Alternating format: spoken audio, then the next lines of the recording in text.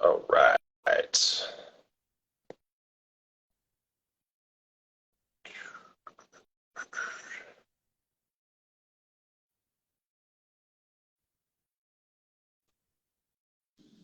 Hey. Hey, I accidentally sent it to the other Oh, account. that's okay. I wasn't sure. I couldn't find it on the other one, but do you want me to hop on the other one? Nope, Okay. this is fine. Okay. This is the Okay. account you used, right? I use them both now. I just kind of hop back and forth. This one's more of like my client, Yeah. where I share like work stuff. So yeah. Yeah, because when we're done, I'll reshare it and tag and stuff. That Okay. way, I want to make sure I'll tag this account probably. Yeah, sure. That's fine. You can take both Okay. or it doesn't really Or matter. either, It's or easy. whichever Yeah. one I remember to tag. Yeah. It's okay. How are you today? I'm good. How are you? Doing pretty good. Doing pretty good. Been about four hours of calls back to back, so my Yeah. brain is feeling it, You but peopled doing a all lot right. today. Yeah, it's been a long one so far. Um, okay, we're getting some people jumping in, Yeah. so sweet, should be good. Cool.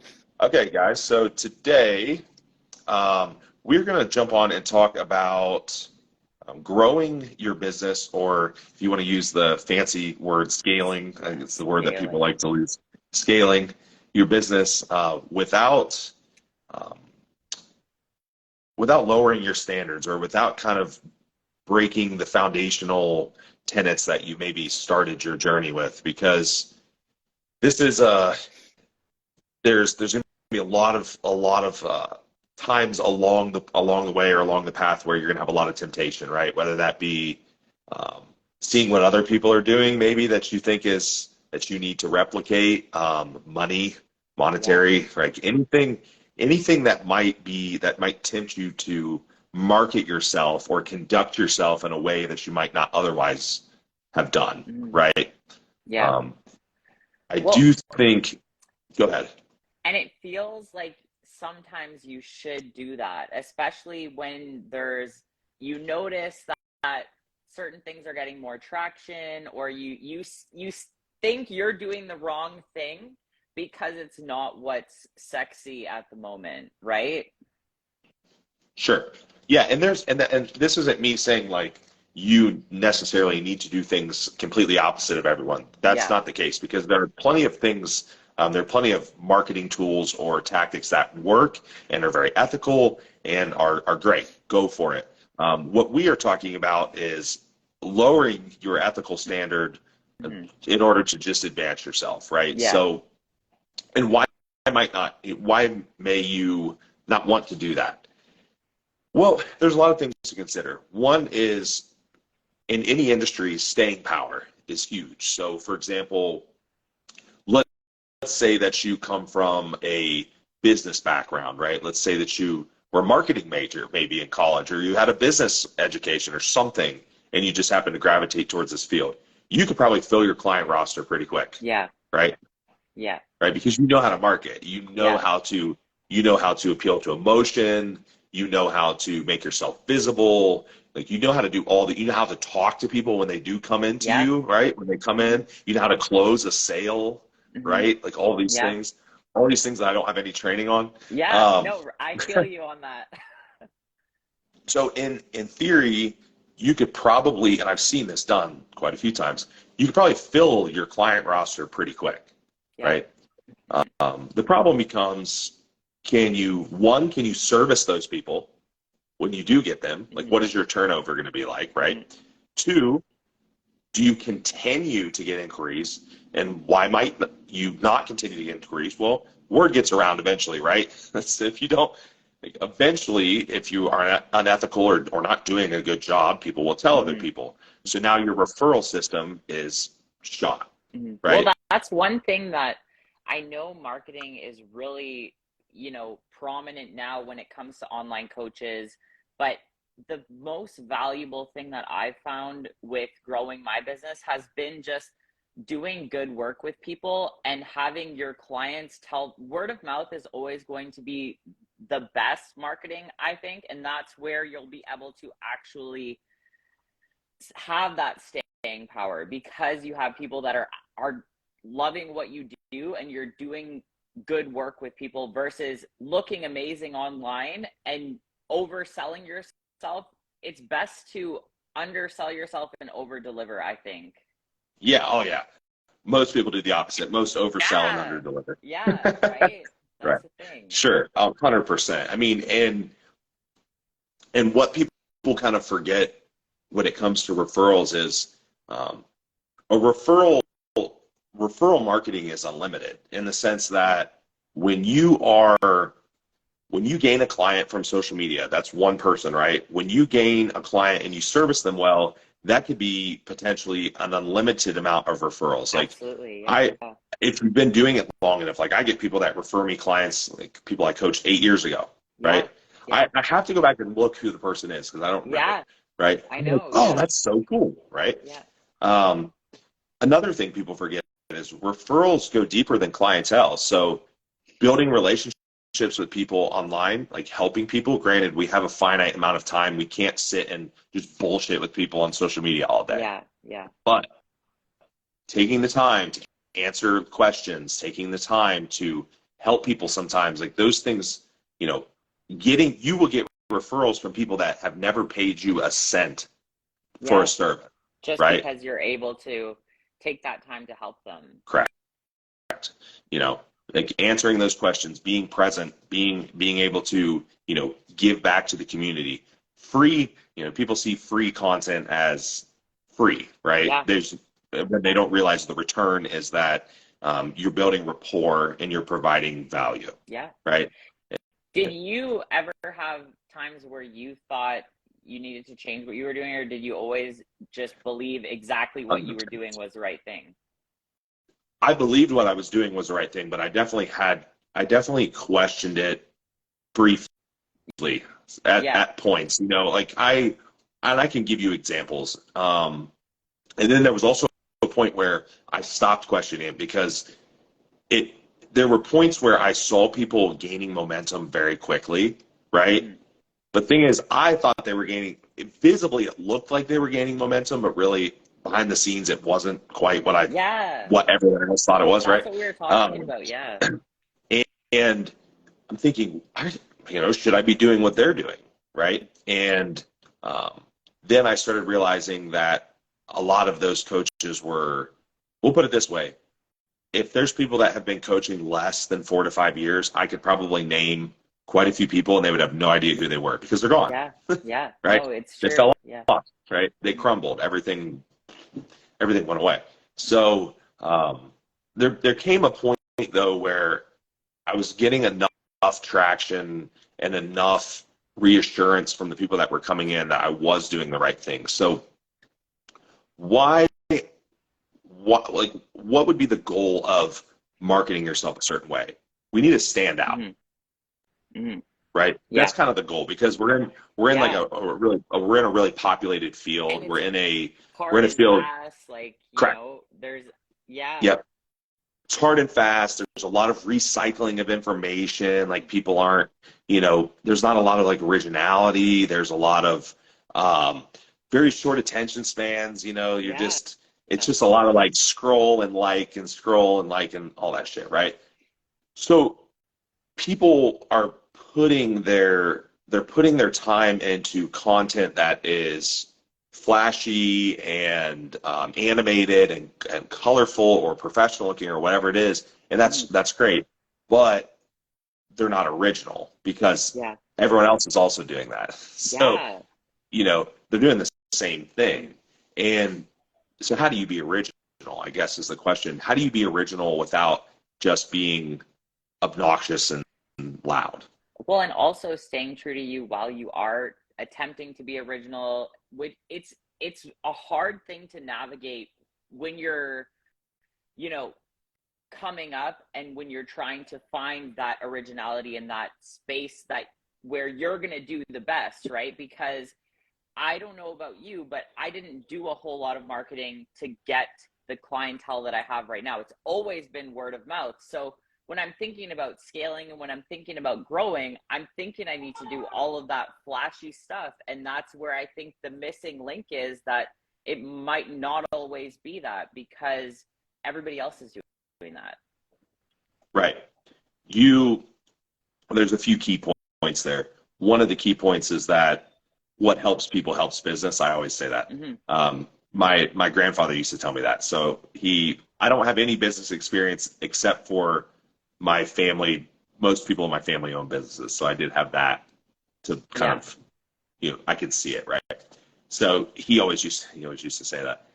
And then, what comes around goes around, right? Yeah. So making sure that, and there's a lot of things that go into this. So for example, making sure that even when a client leaves, for example, or even like, let's say a client leaves, or a client maybe does something that really, really pisses you off, or whatever it may be careful how you communicate with people. Like, you are an authoritative figure. It's difficult. Some people find it difficult to be authoritative, but also be, treat people like human beings without just talking down on people. But you should always remember, like, what your closing remarks are like to clients. Like, if they do need to leave, you always need to remember, how, like, are you slamming that door in their face, or are you leaving it cracked? Maybe you don't want them to come back. I get that, right? I get that. But always remember that even those difficult clients that maybe you're not compatible with, that's another referral system. I've had plenty of clients that I did not really click with that well, and I click with most people pretty well, but we just didn't click. We weren't good. We weren't a good match. They still refer me clients. Why? Because I was honest with them. I was kind to them. I told them the truth, and I made sure that I did everything that I could. And and that's the thing that I find a lot of people will struggle with, because no one likes losing a client, or nobody likes to have that conversation. But if you have that conversation and say, my door is always open if you need me, versus, oh, I put so much time into you, like, I've invested so much, leave it positive, because it doesn't serve you. That 2 minutes of frustration isn't worth those referrals that you're never going to get from that person. Whereas if, let's say, that person doesn't work with you, they still will refer you people because you were good to them. Right. That's exactly 100%. it. It's 100%. just managing that, like, response that takes, just don't answer it right away and say, okay, my door is always open if you need me. And that can be the difference between having somebody speak negatively about you and say they were a real jerk, how he ended things was brutal, or how she ended things was brutal, and they were really professional with me. Because sometimes we lose a little bit of that professionalism, and we can also think that we deserve clients, which I think we don't. We're still providing a service to people. Sure, you're doing a great job with everybody you work with, but those people don't owe you anything, really. Yeah, you bring up some good points. I mean, you definitely have to, like I said previously, finding that balance between being that authoritative figure and still treating people like a human being is key. You'll gain the respect, and you'll have, like I said, you'll have an unlimited referral system at that point. And you should, if you are someone that is scaling your business, if you're 5 years in, 4 years in, 6 years in, anywhere in that range, and you can't live off referrals, well, or I should say this, if the majority of your new client inquiries are not referrals, then you've probably missed something somewhere. So what would you say if someone doesn't have referrals? So let's say someone is that, like, 5 years, 6 years in, and they're not getting referrals. Because I think sometimes people, that's where they end up into the more marketing side of things. That's where they'll do those, the coaching, business coach type things, that kind of side of things. So what would you tell someone who's not getting referrals and they're looking to scale? So that's a great question. And my first question would be, why are they not getting referrals? So like, do they have clients? Because if they Yeah. have clients, if you have clients, you should be getting referrals. Yeah. Yeah. At least True. some. True. You know what I mean? Like if you're servicing some client, now if you have 50 clients, your referral potential is a lot higher than Yeah. if you have 10, Yeah. right? Yeah. But as a percentage, if you have 10% or 20% of your clients sending you eventual referrals, then you should have referrals. I mean, I'm not necessarily opposed to like having referral incentives for clients Yeah. too. If you're a newer coach, like I think that's fine. Mm-hmm. I still don't think it is an incentive for people, but they're still not going to refer people to someone they don't like, True. Yeah. right? Yeah. They're just going to be a little more incentivized to refer at that point. Just to take the time to talk to their friend about their experience with you and kind of push them in your direction. If they don't like you, they're still not going to refer someone to you, Yeah. even if you say you're going to get $100. Mm-hmm. You know what I mean? They're not going to send their best friend to a coach that they think's a dickhead. Yeah. True. Right. True. So, Yeah. it's okay to do those things, but if they have clients and they're not getting any referrals, you know, I'm looking at things like what is your not your day to day, but what is your, you know, routine communication with that person? Like, are you providing additional value beyond just nutrition, training, whatever it may be? Yeah. Are you friendly? You Yeah. know, like Yeah. like it's a weird thing to say, like, but like I've mentored people where mentored a lot of coaches that are very smart, but from a personality standpoint, they just don't know how to communicate with Yeah. people, Yeah. right? And that matters a lot in this industry. It actually it does matter a lot, and you also should know how to communicate with different types of people. For example, you know, my mom, that's just kind of Gen Pop client, like I'm gonna have to probably use some different reinforcement with her than I'm gonna have to use with my IFBB Pro 300-pound off season like dude that I'm just telling to like shut up and don't be Yeah. weak. You know what I Yeah. mean? Like No, it's different, true. and they're gonna appreciate different things. That guy's gonna appreciate me being honest with him, Yeah. me pushing him, and that gal is going to appreciate me being compassionate, me being understanding, me meeting her where she's at, like all these things. So, you know, I encourage people to have like a basic understanding of psychology, just like real basic psychology. I think is important. Or just fucking like pay attention. Well, You know? you can't communicate to every client the same way, and you'll lose clients if you're not able to relate to them and if you're not able to communicate with them, because not only will they not want to tell you things, or they'll be afraid to tell you things, they're not going to last with you because every check-in they'll have anxiety about it. So meeting people where they are is so important, and I think that's where you'll get a lot more retention from people if they feel like they're able to talk to you, and if they feel like they're able to, of course, higher level competitors, they can handle a lot more, but for the soccer moms and for just the Gen Pop people, you need to speak differently and kind of conduct yourself a little bit differently with them. And that kind of goes back to the closing conversations that you have, like with a client leaving, for example. So people ask me, and this happens to everyone. It happens to everyone and always will. Getting ghosted, right? It's going to happen. Yeah. It will happen. Absolutely. You will get ghosted far less if let's say like you have relatively okay client retention, but the ones that you are losing are just kind of disappearing. Mm-hmm. Okay.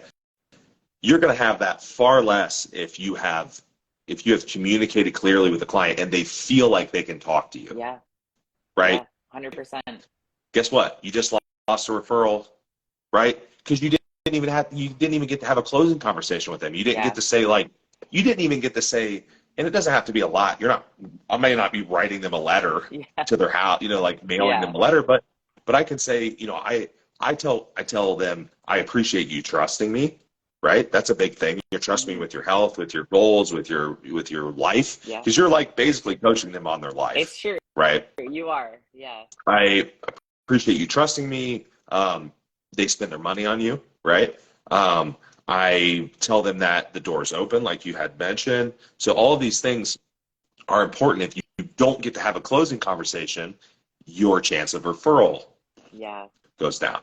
So everything you do, and what unfortunately what happens, and I hear this a lot, I'm not so much on the mentorship side, but when like on my own coaching side, when I get new clients, is the coaches will deliver a lot up front to hype the person up, and then they don't deliver after 4 weeks or 6 weeks or 2 months or it's 3 months or whatever. I actually wanted to ask you about that. So do you, in situations like that, that's always been something that as a coach, I never wanted to happen.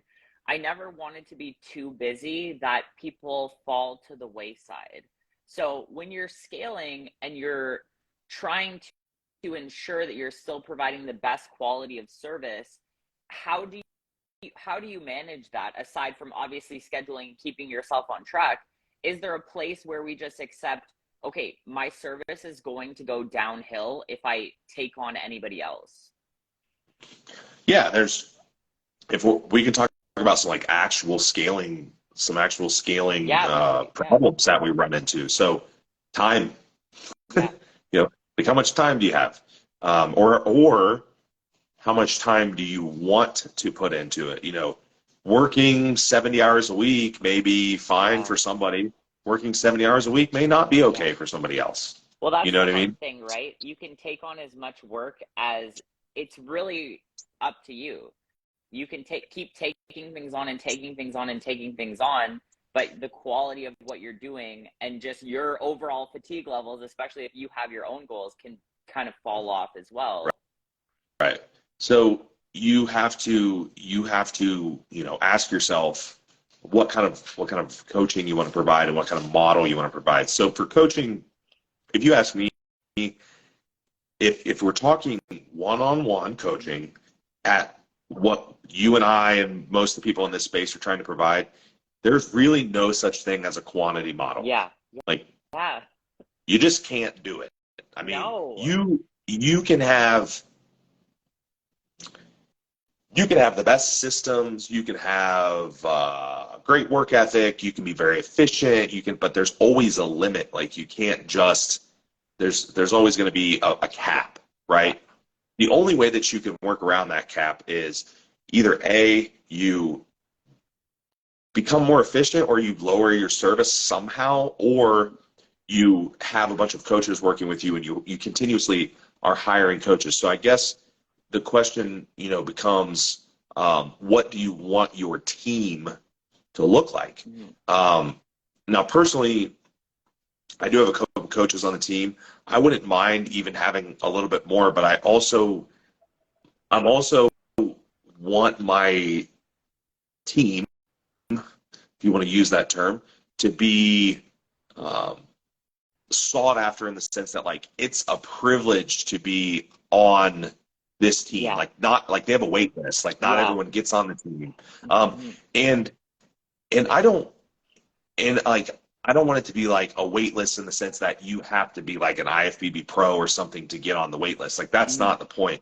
The point is that I want it to be somewhere that people are proud to be a part of, and not just, they take everyone and just keep adding more coaches to the team to siphon in more clients. So there's other things we could kind of say about that too. And I don't know if you and I had talked about it, but I did have this conversation the other day in the sense that another thing you can do is your happiness and your well-being as a coach is important. It's a hard job mentally if you care. Yeah, it really is, truly. I had made this goal for myself in probably a couple years ago, and I'm not 100% there, but I'm slowly but surely getting closer to it. So think of this like the clients that you love getting check-ins from. You know what I mean? It makes your day. Always good rapport. You guys click well. Now imagine if your entire roster was that. Yeah. What would that be like? That's a great goal, actually. Right? So it wasn't, and think of, the clients that, and this isn't to say that it's necessarily the fault of a client. Like sometimes people just aren't compatible with the coach, but sometimes, you just don't click, and it takes 10 times the amount. Like I had someone tell me one time, years ago, I was like, you shouldn't spend 90% of your time on 10% of people, right? So what if you could kind of hone in your entire roster to this type of character that you really click with? So for me, it's not IFBB Pro, it's not Gen Pop, it's just a character type. Mhm. It's like a person. It's like Yeah. a type of person that that I really kind of gravitate towards. Like, so now with my intakes, I do have, one of the things I do talk to people about, because I'm waitlisted a lot, not all the time, but a lot of the time, is they ask, what do they say? Are you taking clients? Yeah. Right? Yeah. Are you taking Yeah. new clients? And my response is normally something like, I'm taking new clients as long as we align with each other, and I think it's going to be a productive relationship for both of us. And how do you figure that out? So there's a lot of experience is one of the big things here, but you really have to pay attention to things. So, like, one of the things I encourage a lot of my mentorship coaches to do is just pay attention to common issues that they have with their clients. So for example, like, I always struggle with this in my check-ins, or I'm always getting this question, or this type of person is really difficult for me to coach. So either A, you need to fix something you're doing to work with that type of person better, or B, you just don't need to coach that type of person at all. Yeah. Right? And a lot of that comes down to just that little bit of extra work up front of what is your, asking questions in your intake form, paying attention to questions. If you've done enough of them and you have a little bit of understanding of psychology, you should be able to read an intake form or do a call with someone or whatever it may be, and see it, right? But what do coaches do, or what do people do? They ignore all those red flags up front, and right? because the client and it's money, right? Yeah, that's not But worth what it happens? to do that. No. No. But what happens? 6 weeks in, when Becky sends her check-in, they want to walk out into traffic, right? Like I tell them, I'm like, if Becky sends her check-in first, and but you answer her check-in last after everyone else's, that's a problem. Yeah, that's such a good point, actually. And If you have more clients than not like that, it's going to be draining working when it should be the opposite, right? So when you have people like that on your roster, it is quite difficult. Do you end coaching relationships if you just notice it's not working, or do you try to work through it? It's not often. It's very seldom that I have to. I think that one of the things we have to realize too is not every person is going to be your perfect client right up front. A lot of times what happens is I'm always like looking for potential in people, and sometimes the people that were really difficult to start with end up being great, awesome. They're great clients. Like they figure it out, but it takes a little bit of work. But one of the things I encourage people to do, and that I do myself, is if you do see those red flags, either A, you point them out immediately before you even start with them as a client, or B, if you start seeing them in those early check-ins and stuff like that, you point them out. You don't let it go until it's such a problem. It's much more difficult for me to point out something and fix something when it's been going on for a long time. Yeah. Right? Because it hasn't been addressed, and it's just kind of that elephant that's in the back of the room. Right. Right. So my thing is, get as much of it out of the way before you even start. Okay. Right? Maybe that means you need to jump on a call with them. Maybe it means you need to be like brutally honest, like right out of the gate. Because like one of the things I ask people is, have they had any negative prior coaching experiences, right? And I talk about this all the time. Yeah. I'm asking because I want to know about them, not about the coaches. Like, I Yeah. really don't give two shits about the other Mhm. coaches. Like, I don't need names. I don't really care. Yeah. It's just I can tell a lot about them. Yeah, I've had four coaches and they're bitching and moaning about the whole thing. Like, well, Yeah. wonder what, you know what I mean? Like, there's probably a correlation there, Mhm. right?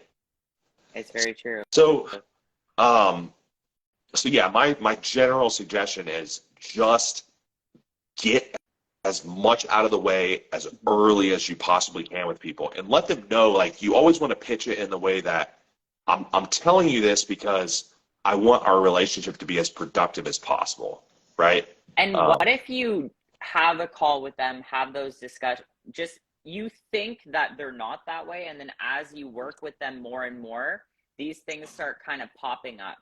How do you just navigate a address it. situation like that? Okay, yeah. Just address it immediately. You Yeah. have to. It's really difficult because I'll tell you, I'll be the first to tell you that I don't like conflict.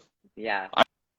I'm not like conflict avoidant, but I don't like because I will have the conversations. I don't I don't like it in the sense that I don't want to waste a bunch of time and potentially like piss people off. Yeah. No, of course not. But it's almost never taken that Yeah. way. Because they might not Rarely. even recognize it, right? So Well, they don't a lot of the time. yeah. They just don't. Yeah. They don't most of the time. And like that building self-awareness was one of our goals as a coach. Is like a lot of people don't have any clue. They're just floating through their day, right? Yeah. No, it's true. We are the self-awareness. We are the outside objective eye. So, Mm-hmm. addressing those things right out of the gate and addressing them as they hit is important. Sometimes it's in your system though, right? So sometimes like, for example, man, they're always screwing this up and it really irritates me. Put it in your Yeah. check-in so they stop, Yeah. you know. And sometimes some people will still miss it, right? But maybe it's going to save you 50% of the hassle, Mm-hmm. right? They always miss this, or they underreport, or they overreport. Maybe Yeah, they just that's tell the you like thing too. Yeah. a giant story that's completely useless, right?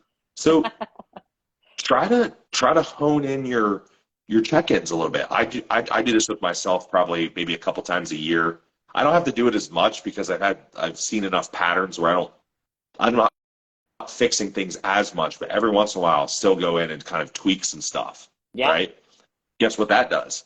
Save you 2 minutes, save you 5 minutes, Mhm. save you 10 minutes. Next thing you know, you save 2 hours on the week or 5 hours or whatever. Guess what you just did? You freed up 2 new clients, 3 new clients, 4 new clients, Absolutely. whatever. Yeah. And just streamlining that continuously will give you that extra time. Yeah. So there's I even notice if I'm continuously sending the same video to a client, make sure you have that implemented somewhere so that you're not sending the same thing, right. taking time, right? Right. And just put it in the damn instructions at the beginning. Make sure, I mean, heck, if you find that people aren't reading your instructions, like you are putting it in there, but you're afraid they're not reading it, put that in the initial email that you send them with all their stuff. Put it in like 17 sizes bigger than everything else and bold. Like, I don't know. I mean, it seems ridiculous, but it's not. You have to. You have to. I probably reiterate the same like 2 or 3 things at least like 3 times in my initial instructions because I'm like subliminally just drilling it into their head. So those are all scaling things because now you have better clientele, you're happier, you can service them better, you're more productive, you can think better. So those are scaling things, right? No, absolutely. The one that I want to talk about that I know we'll have fun with is content. We talked about this a little bit at the beginning, but this was my post today. Did you see my post I put up today? Yeah. Yeah, it pisses people off. Here's the thing, like, I don't want people to think they can't have fun because I think it's really not a bad thing to be yourself and be funny. Yeah. Sometimes if you're just a funny person, you're goofy, I think it's okay to put that out there and be your authentic self online. It's fine. Yeah. Some people will like that. Some people that'll actually help them relate to you better, Yeah. right? My humor is a little more dry. Like I put funny stuff up, but it's like a little more dry, right? Yeah. But people like it. Yeah. So some do.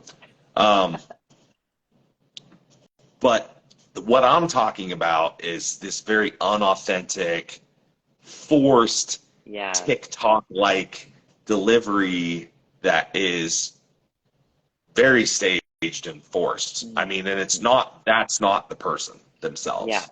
Yeah.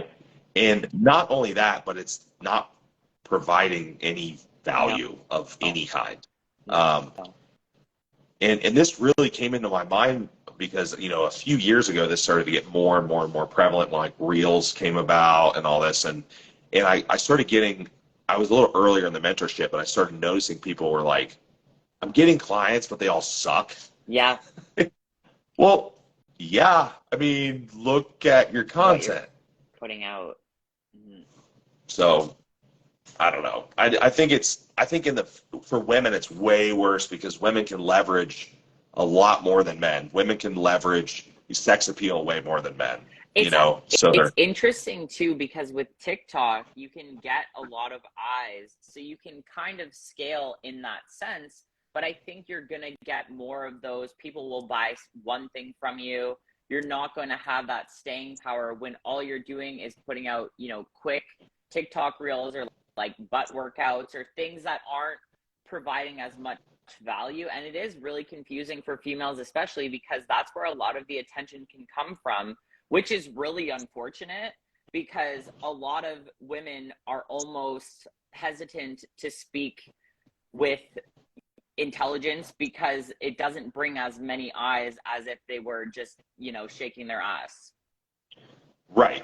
And you're 100% right. So the question, they're questioning, like, well, why wouldn't I do that? Exactly. Right? Like, this only got 5 likes, but I got 1,000 when, you know. Right. So there's some easy answers to that, really. One is, who are you attracting and what are you trying to sell? Mm-hmm. Right? So, like, let me give you an example. If I was selling, I don't know, T-shirts, if I was selling T-shirts or clothing, I would probably want a quantity model. I would want as much reach as possible, as many people to see my goofy TikTok reel and like my shirt and want to buy it. Yeah, yeah. Sure, cool, great. If I'm selling a professional coaching service that's very much involved with this person's life and it's a very involving thing and it's like that's probably not the marketing tactic that we want to look at, right? Because again, it's not a quantity model, at least not to like a extreme extent. You have to have enough clients, and it's a service industry, and it is a very serious, like, involved thing that you're trying to accomplish. So that's one. The second one's like ROI on your posts. Yeah. So you put your ass up, you get 500 likes. Yeah. How much does that actually make you? Because all they're doing is scrolling and clicking, right? Yeah. So they're like, well, I put up an informative post and I got 10% of what I got on my ass. I'm like, okay, you got 3 emails of people who said, this girl's really smart, let me work with her.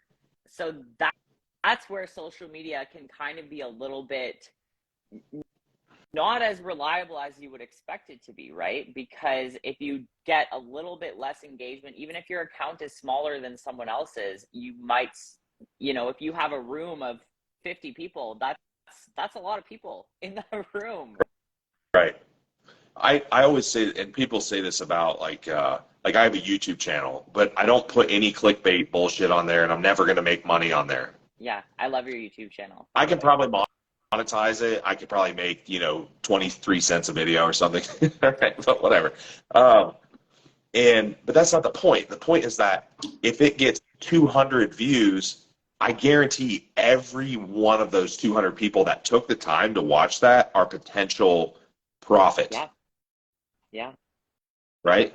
And they're probably people that I'm going to want to interact with. Yeah. Right? Like, so it's a win for me. It's not only like I'm going to like them probably, and I'm also going to, and we're also going to have maybe a business relationship potentially, right? It's the same thing with Instagram, same thing with Facebook, any of it. Like if you put something up of substance and they take the time to watch it, then your chance of actually getting a return on that is a lot higher. And it might not be every time. Maybe you have to do it. You have to get that momentum going. Like I don't get every post I put up doesn't like get me a client. Yeah. Right? Yeah. But a lot of them do, I'm sure. Yeah.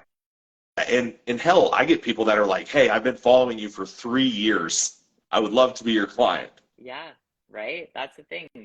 They're just in the woodworks watching what you put out. And if you would have changed the path of what you do, that person might not have, signed up with you because of that. I wanted to ask you though, what if somebody is attempting to go from, not really speaking much and getting comfortable, changing the way they're marketing themselves and presenting themselves online? What would be some good tips for that? So the first thing I would think about is who are you trying to talk to? Yeah, right. That's a recurring theme, so that matters a lot, obviously. Yeah, who is your target audience? Because I think a lot of people don't know. I think a lot of people are like, whoever the hell will look at me. Yeah. Maybe that's true. Maybe you're trying to get anyone that you can to look at you. You're brand new, right? That's okay. But maybe you're not. Maybe you're actually trying to.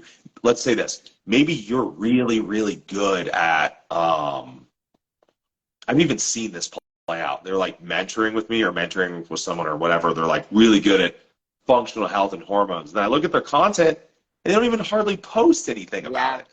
Right? Yeah. Or if they do, it's not that good. I'm like, well, you're way better at that than you're leading on. Right? Or another thing would be, so you're the authenticity and vulnerability is not a bad thing to have up there, to have like be relatable to people. Like if I, for example, I speak on a subject and I've dealt with the subject myself personally, that's a selling point. Yeah, for sure. No, absolutely. Because I have experience with it, not only with clients, but I've felt it, I've went through it.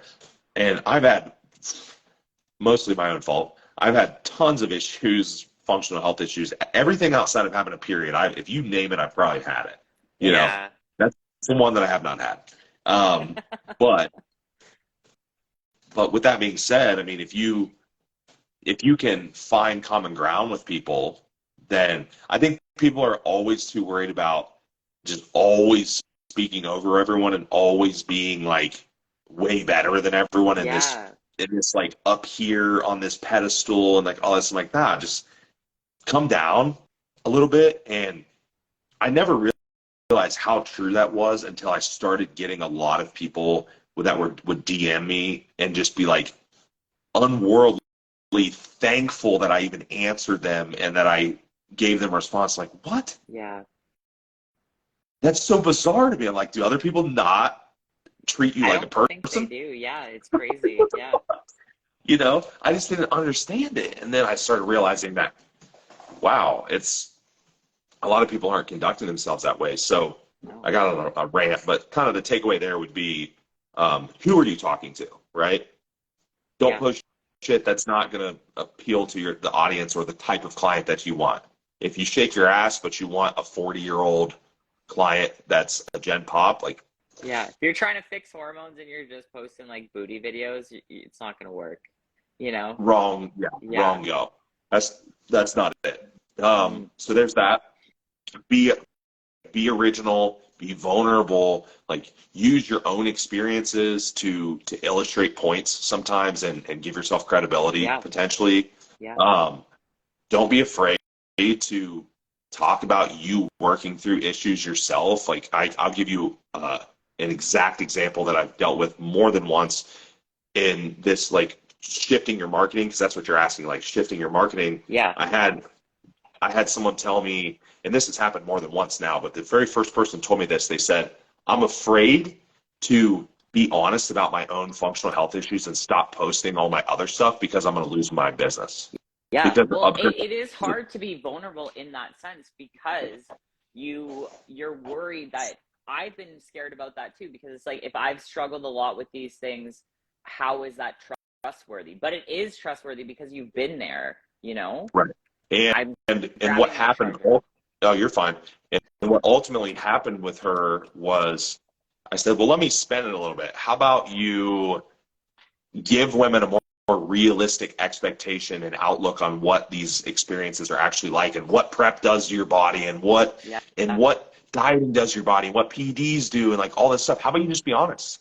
And sure as shit, she did it, and she's not working with me now, but she had gotten back to me later on and said, my business just kept growing and growing and growing, and everyone loved It, it it. is, Because, it's for some reason hard to be vulnerable in that sense as a female. And I don't know if that's just from my own experience and just maybe my own internal narrative, but for some reason we're more hesitant as women to talk about a lot of the things that PEDs do and competing does, due to like being judged almost. But it is so valuable because there's really nobody doing it, and the ones right, that yeah, are, it's important and needed. yeah, yeah. Yeah, so there's a lot to be said about that, and that is that whole like appeal to emotion thing. Mm-hmm. I always tell people appeal to emotion is a really great marketing tactic, but they do it in the sense that like they make people feel like they need something. Yeah. That's like what traditional marketing would teach you, like make them feel like they need it, Yeah. right? Yeah. How about instead we go towards more like the pain point side of things and be, this is a pain point for them because it was also a pain point for me, and that's why I can relate to you, Yeah. right? So, Yeah. those two things right there, I would say, are probably the biggest, probably the two biggest components to figuring out how or you should shift Mm-hmm. your marketing. Stay off social media for a while. Don't pay attention to what other people are doing. I think that's a good thing, to not Yeah. make you want to do what they do if you don't know Yeah. what they do. Yeah. Well, it's interesting actually, because I've been off my personal social media. I just recently got back on it, and being off of it, my business has grown more than it ever has, and I've done really nothing of what you would think would grow it, right? I've just continued to work with people, just focused on my clients, focused on making sure I'm doing well with them, and I've been able to continuously grow that way. So it is really true. If you feel a sense of you're not doing the right thing, or if you feel compelled to do what everybody else is doing, just pull back a little bit on social media and work with your people. And, that's going to be the most valuable thing for you. Yeah, for sure. I like it. That's a great tip.